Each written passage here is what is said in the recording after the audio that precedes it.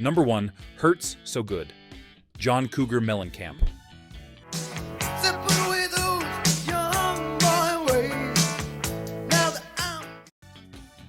Hurts So Good by John Cougar, before Mellencamp, became the permanent last name of American heartland rock.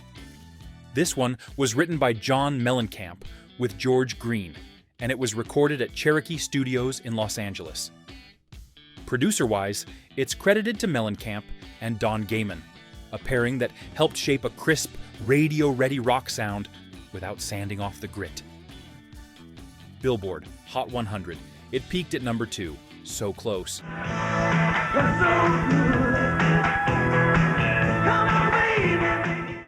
But here's the real flex. It spent 16 weeks in the top 10, noted as the longest top 10 run for any song in the 1980s. Fun fact, it later won the Grammy for Best Rock Vocal Performance Male, cementing Mellencamp as way more than that guy with the catchy chorus. Yeah, I always look so inviting. You ain't as green as... Number 2, Ebony and Ivory, Paul McCartney and Stevie Wonder.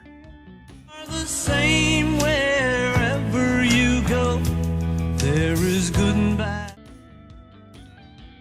Ebony and Ivory. Paul McCartney and Stevie Wonder teaming up for a message song built around the idea that harmony should be as natural as piano keys sharing the same instrument. They recorded it together at George Martin's AIR Studios in Montserrat during sessions from February 27th to March 2nd, 1981. Billboard Hot 100. It reached number 1.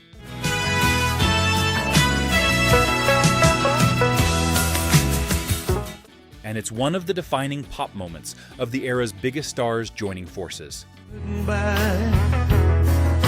everyone. Number 3, Eye of the Tiger Survivor. Rising up, back on the... Eye of the Tiger, an anthem that instantly makes you want to jog up a staircase, even if you weren't planning to jog anywhere today. Recorded at Rumbo Recorders in Los Angeles and produced by Keith Olsen, this song was written specifically for Rocky III, with the band pulling inspiration directly from the film's tone and energy. Billboard Hot 100. It hit number 1 for 6 weeks.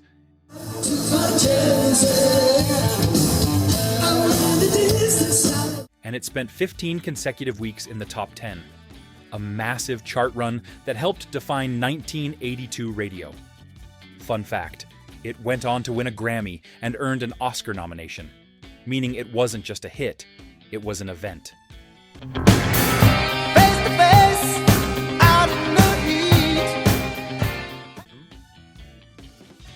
Number 4. Hard to Say I'm Sorry, Chicago. Even lovers need a holiday. Hard to Say I'm Sorry. This song is one that launched 1,000 dramatic sighs and at least 3 million "we need to talk" conversations. By the early 80s, Chicago had already built a legacy with a horn-driven rock sound, but this track leaned hard into a smoother, emotional power ballad lane. It was written by Peter Cetera and David Foster, and Foster also produced it. So yes, it has that polished, adult contemporary excellence sparkle-baked right in. Billboard Hot 100. It hit number 1 and held it for 2 weeks.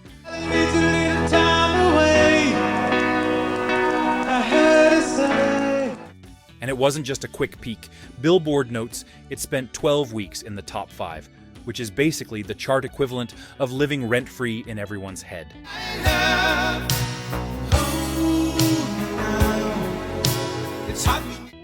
Number 5, Abracadabra, the Steve Miller Band.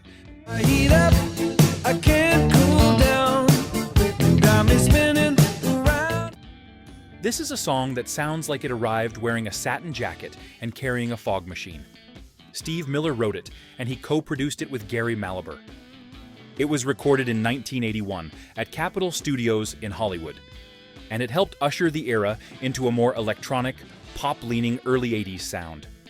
Billboard Hot 100. It hit number 1 for 2 non-consecutive weeks, which is like getting crowned, losing the crown. That you always say, abracadabra. Then walking back in later and saying, "Miss me?" Decades later, it found renewed attention through modern sampling, proof its spell still works. Burning for your love with the touch of a velvet glove. Number 6, Centerfold, Jay Gale's band. Homeroom angel always pulled me from my seat. She was pure like snowflake. And number 6, Centerfold, is a song with a bounce so bright it almost distracts you from the fact that the story is basically, my teenage crush grew up, and I was not emotionally prepared. Recorded at Longview Farm Studios in Massachusetts, it was produced by Seth Justman. It hit number 1 and stayed there for 6 weeks. And on the Billboard Hot 100 chart, dated April 10th, 1982. It had been on there for 23 weeks at that point.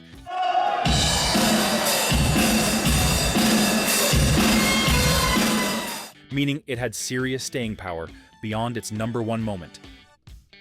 Fun fact, this song became a staple of early MTV culture, helping lock the band into the 80s pop rock mainstream.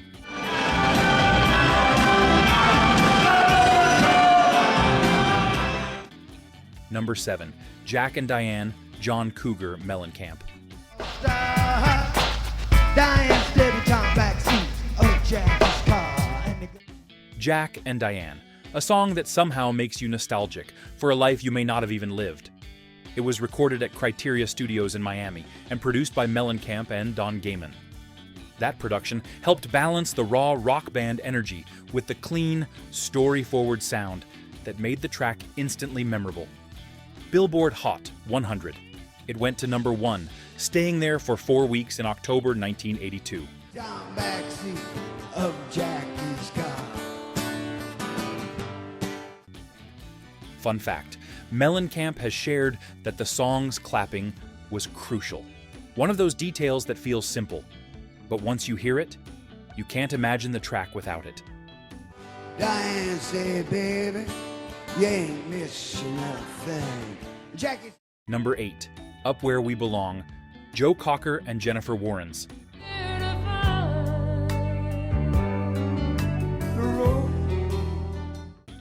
For this list, I'm giving the number 8 spot to Up Where We Belong. It's one of those songs that doesn't just play, it arrives, like a slow motion movie scene where everyone suddenly realizes what they're feeling. The recording story is legendary. Producer Stuart Levine had Warren's record separately at first because Cocker was uneasy about the session. But eventually they sang it together, reportedly only needing a small handful of takes. Billboard Hot 100. But we climb a step every day. According to the song's chart history write-up, it debuted on the Hot 100 in August 1982, spent 3 weeks at number 1. Where the eagles cry on a mountain. And ran for 23 weeks on the chart. Fun fact, even studio executives initially doubted it would be a hit, and some radio stations didn't want to play it at first. Then the film took off, and the song's emotional pull became unavoidable. Few hearts survive. Number 9, Don't You Want Me? The Human League. You were working as a waitress in a cocktail. Don't You Want Me is an all-time classic in the breakup conversation but make it catchy category. This track was recorded at Genetic Sound in Streatley, Berkshire, and produced by Martin Rushent, whose fingerprints are all over the sleek, high-gloss synth-pop era. Billboard Hot 100. It reached number 1. Don't you want me? Oh, don't you want me? And in 1982, it was one of the defining chart toppers of the new pop wave. Don't you want me? Oh. Number 10, I Love Rock and Roll. Joan Jett and the Blackhearts.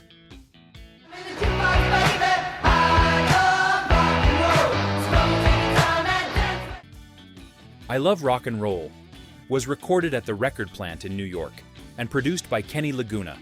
This track turned a lesser-known song into a rock declaration.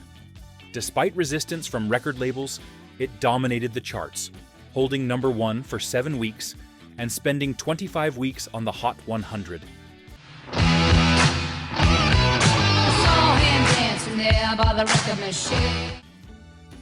Together, these songs didn't just define a year, they defined a feeling. And that's why 1982 still resonates,